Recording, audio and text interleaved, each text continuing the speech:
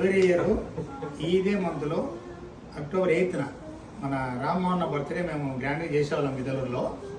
అది ఈ సంవత్సరము నేను అమెరికా రావడము, అనుకున్న విధంగా ఈ కాలిఫోర్నియా రావడము, ఇక్కడే ఆ సిస్టర్ పద్మ ఉండడము, బావగారు ఇక్కడే ఉండడము క్యాజువల్ యాక్సిడెంట్గా జరిగింది. అనుకున్న విధంగా నేను మిస్ అయిన బర్త్డే ఇండియాలో లేకపోయినా ఫ్రెండ్స్ దగ్గర అనుకున్నాను. ఇక్కడ పద్మమ్మ దగ్గర ఈ బావ దగ్గర ఈ రామ్మోహన్ బర్త్డే చేయడం చాలా హ్యాపీగా ఉంది. ఇదే ఇండియాలో ఉంటే ప్రతి సంవత్సరము ఉన్న బర్త్డేను హ్యాపీగా చేసేవాళ్ళం.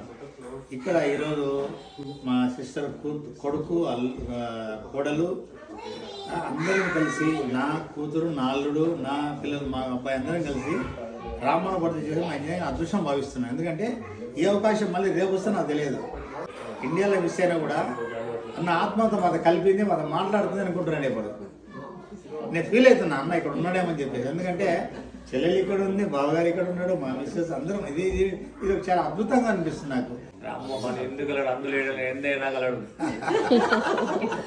అన్న మీరు ఇలా సెలబ్రేట్ చేసుకోవటం మాకు హ్యాపీ, అన్న కూడా ఎంత హ్యాపీనో.